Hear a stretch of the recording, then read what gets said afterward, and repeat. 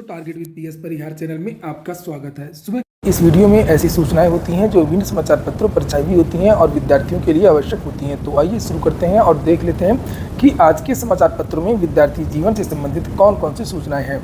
आगे बढ़ने से पहले एक सूचना विद्यार्थियों के लिए, जो विद्यार्थी यूपीपीएससी अथवा बीपीएससी की भर्तियों की तैयारी कर रहे हैं, वे सभी अभ्यर्थी पीडब्ल्यू बीपीएससी वाला यूपीपीएससी वाला में आकर के अपनी प्रिपरेशन पूरी कर सकते हैं। यहाँ पर एक बहुत बड़ा ऑफर चल रहा है प्रतिज्ञा दिवस का, जिसमें सभी ऑनलाइन बैचेस की जो कीमतें हैं वो कम कर दी गई हैं। जैसे बीपीएससी में जितने भी बैचेस चल रहे हैं बीपीएससी के, उसमें 76% तक ऑफ कर दिया गया है।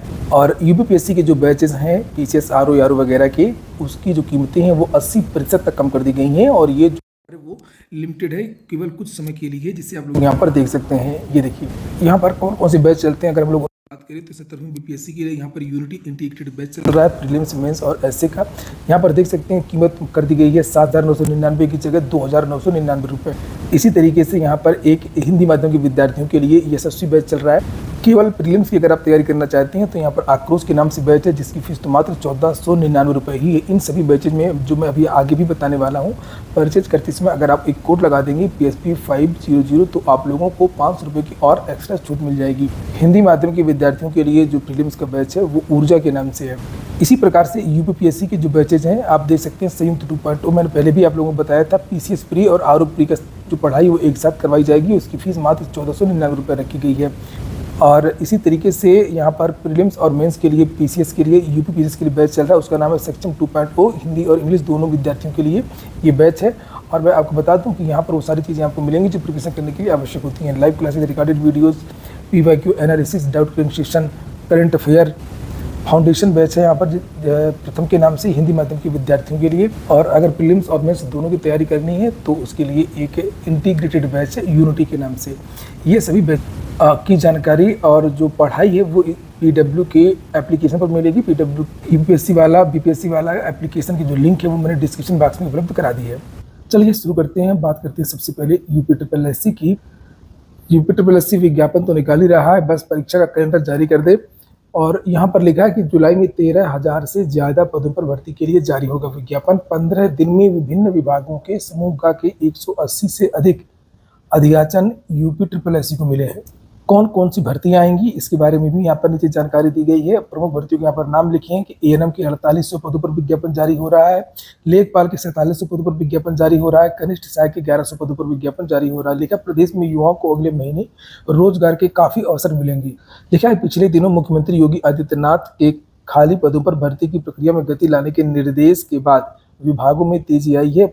पिछले 15 दिन में विभिन्न विभागों से समूह ग की भर्ती के लगभग 180 से अधिक अध्याचन यूपी अधीनस्थ सेवा चयन आयोग को मिले हैं और इसके आधार पर 13,000 से ज़्यादा पदों पर भर्ती के लिए विज्ञापन जारी करेगा। आयोग की ओर से अगले महीने जिन प्रमुख भर्तियों के लिए विज्ञापन जारी किया जाना है उसमें एएनएम, लेखपाल, जूनियर असिस्टेंट की नई भर्ती, आंसू लिपिक, अभी 2 जूनियर असिस्टेंट की भर्तियां लंबित है, 1262 की टाइपिंग लंबित है, 5500 पदों की जो वैकेंसी आई थी उसकी परीक्षा ही नहीं हुई है।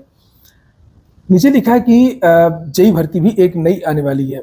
ये देखिए नीचे लिखा है कि आयोग स्वास्थ्य विभाग के अंतर्गत एएनएम के 4800 से अधिक पदों, राजस्व विभाग के अंतर्गत लेखपाल के 4700 से अधिक पदों, राज्य कर, राजस्व परिषद आदि विभागों में कनिष्ठ सहायक के 1100 से अधिक पदों के विज्ञापन जारी करने की तैयारी में है। आप लोगों ने वीडियो को लाइक ना किया हो तो लाइक अवश्य कर दिया करें और वीडियो को पूरा देखा करें।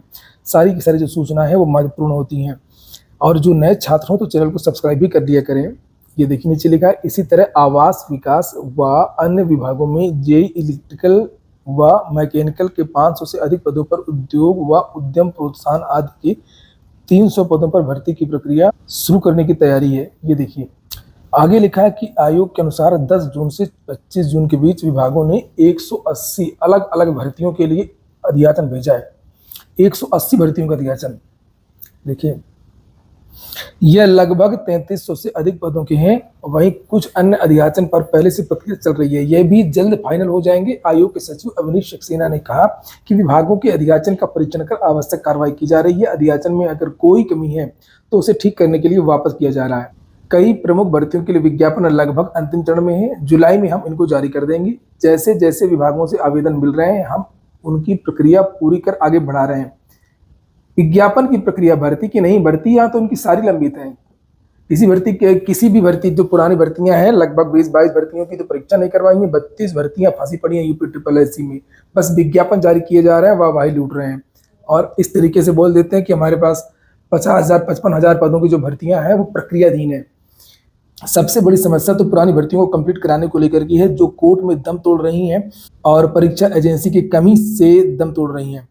नीचे यहाँ पर लिखा कि इनका बयान है कि हमारा प्रयास है कि जल्द से जल्द और ज़्यादा से ज़्यादा विभागों की भर्ती प्रक्रिया को समय से पूरा कराएं। चलिए देखते हैं और कौन कौन सी भर्तियों की प्रक्रिया चल रही है उसके बारे में यहाँ पर जानकारी दी गई है। अच्छा, ये अभी जो जेई की वैकेंसी चल रही है 28 तक, ये जीटीए की बात है जिसके आवेदन हो चुके हैं, जेई की बात चल रही है। सिविल के ये 2 बार लिख दिया है, देखिए भ्रमित ना होइएगा आप, ये वही भर्ती है, पद बढ़ गए थे जब। और सहायक लेखाकार, आयुर्वेदिक फार्मासिस्ट, होम्योपैथिक फार्मासिस्ट, ये इसका मतलब क्या है? ये तो सभी को पता है कि आपकी जो है 10 भर्तियाँ, ये 9 भर्तियाँ पुरानी लंबित हैं। चलिए देखेंगे। और हालांकि नए विद्यार्थियों के लिए अच्छा है, जो विद्यार्थी नई लेखपाल भर्ती का इंतजार कर रहे थे उनका हो सकता है कि इंतजार जल्द समाप्त हो जाए। पेपर लीक करने पर उम्र कैद, 1 करोड़ का जुर्माना, परीक्षा अध्यादेश को कैबिनेट की मंजूरी, भर्ती के साथ ही प्रवेश व पदोन्नति की परीक्षाओं पर भी ये चीजें लागू होंगी। कल जो अध्यादेश को मंजूरी प्रदान की गई है उसकी बात है यहाँ पर लिखी। प्रदेश में प्रतियोगी परीक्षाओं के पेपर लीक कराने वालों को अब 2 साल से लेकर के आजीवन कारावास तक की सजा भुगतनी होगी।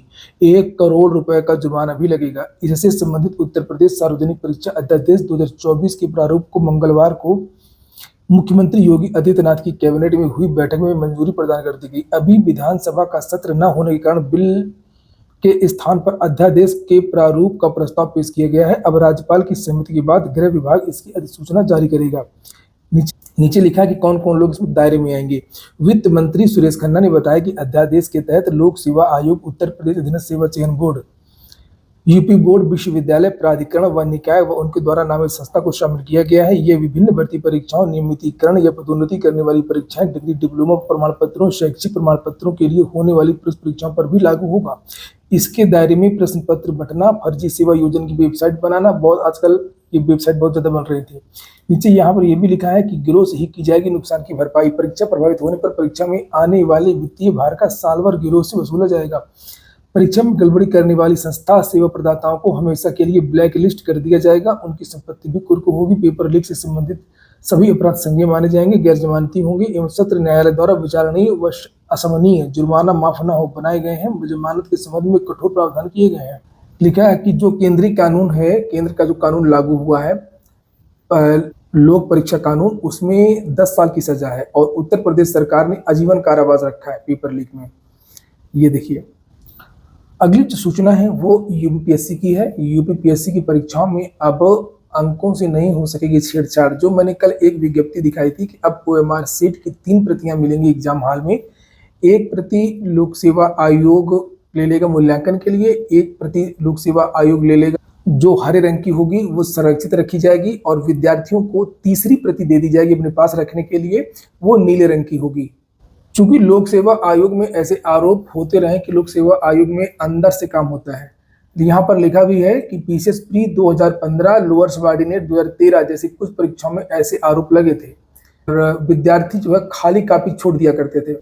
आरओ पेपर लीक में जो लोग शामिल थे उनकी धाराएं बढ़ा दी गई हैं। लिखा है षड्यंत्र और साक्ष्य छिपाने की धाराएं बढ़ाई गई हैं। आईटी एक्ट की धाराएं भी जोड़ दी गई हैं। वहीं पर कल कैबिनेट के एक फैसले से 50,000 शिक्षकों को मिलेगी पुरानी पेंशन।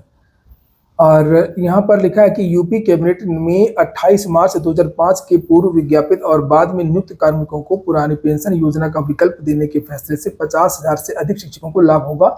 यूपी में विशिष्ट बीटीसी 2004 बैच का विज्ञापन नई पेंशन योजना लागू होने से लगभग 1.25 साल पहले 14 जनवरी 2004 को जारी हुआ था, लेकिन चयनित 45,660 शिक्षकों को नियुक्ति पत्र दिसंबर 2005 और जनवरी 2006 में मिलने के कारण उन्हें अब तक पुरानी पेंशन का लाभ नहीं मिल रहा है। इन शिक्षकों ने हाईकोर्ट से लेकर के सुप्रीम कोर्ट तक पुरानी पेंशन की लड़ाई लड़ी, लेकिन अब इसका लाभ नहीं मिल सका अब तक। तो ऐसी बहुत सारी भर्तियां थी जिनके विज्ञापन पहले निकले थे लेकिन नियुक्तियां बाद में हुई थी। तो सीएम योगी ने कल यहाँ पर ये साफ कर दिया कि जिनके विज्ञापन 28 मार्च 2005 के पूर्व निकले थे और नियुक्तियां उनकी बाद में हुई थी, उनको पुरानी पेंशन योजना का विकल्प है। अगली सूचना एसएससी सीजीएल भर्ती की है। 17,727 पदों पर जो भर्ती आई है। विधान परिषद सचिवालय से एक भर्ती आई है, विज्ञप्ति ये निकली हुई है, जिसे आप लोग देख सकते हैं। मैट्रिक्स लेवल 10 से 45 के बीच के युवा आवेदन कर सकते हैं। मार्शल की भर्ती है, ये देख लीजिए ये। और इसमें एक प्रोफार्मा है, इसको भर करके वहाँ पर जमा करना है इस तरीके से। तो ये मैं डाल दूंगा अपने टेलीग्राम चैनल पर, तो आप लोग वहाँ पर जाकर इसे देख लीजिए। पुलिस कांस्टेबल भर्ती को लेकर के भी तैयारियां चल रही हैं, हालांकि अभी एग्जाम डेट तो घोषित नहीं की गई है।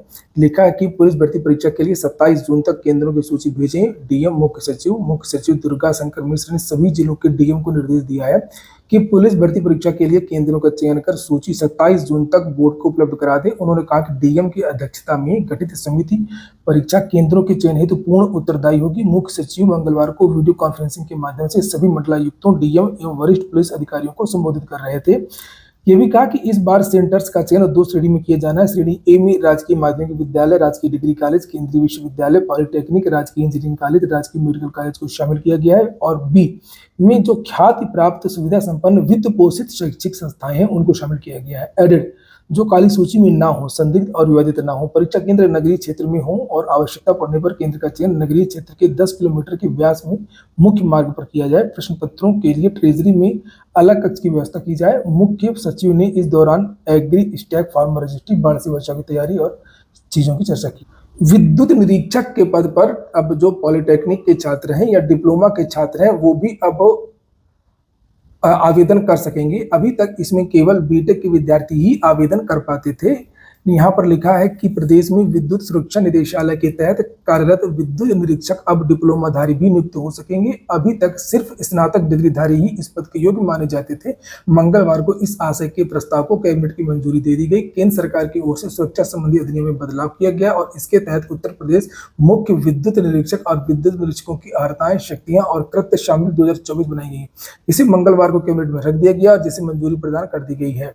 लिखा है अभी तक इंजीनियरिंग में स्नातक डिग्रीधारियों को ही निरीक्षक के पद पर लिया जाता था। अब डिप्लोमा डिग्रीधारी भी कुछ अनुभव के साथ इस पद के योग्य माने जाएंगे। अंतिम सूचना नीट पेपर लीक को लेकर के है, एनटीए की है। लिखा है एनटीए प्रमुख समेत 10 अधिकारी संदेह के दायरे में है। सबसे बड़ी बात यह है कि जिस पर मैंने कल वीडियो बनाया था, आपने देखा होगा कल शाम को, जिसमें यह कहा था कि आखिरकार जितने भी परीक्षा संस्थान है ये प्राइवेट एजेंसियों से इतना इंटरेस्ट किए हैं क्यों है, यानी कि जो प्राइवेट प्रेस है वहां पर ये ठेका क्यों देते हैं, इसको लेकर के लगातार सवाल उठते रहे हैं। और वही बात यहाँ पर है कि किसके कहने पर एनटीए ने एनआईसी की जगह बेसिल कंपनी को दिया आउटसोर्स का ठेका। एनटीए करता क्या है, एनटीए को मिल गया कि आपको ये परीक्षा करवानी है और एनटीए जो छोटी छोटी प्राइवेट एजेंसियां हैं उसको दे देता है और वो खेल करते हैं।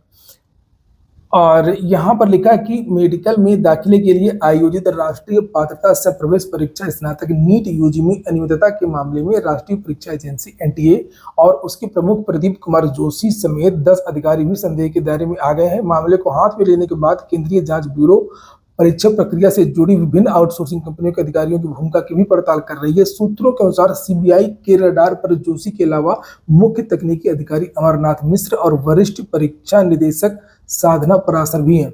इनके साथ ही परीक्षा परिणाम व छात्रों के डाटा सुरक्षित रखने वाले और परीक्षा अधीक्षकों को प्रश्न पत्र के सेट खोलने की जानकारी देने वाले अधिकारी देवव्रत, प्रश्न पत्र और उत्तर पुस्तिका की सुरक्षा, प्रश्न पत्र को शहर व जिले के बैंकों के स्ट्रांग रूम में पहुंचाने के लिए जिम्मेदार अधिकारी को भी सीबीआई की निगाह में है।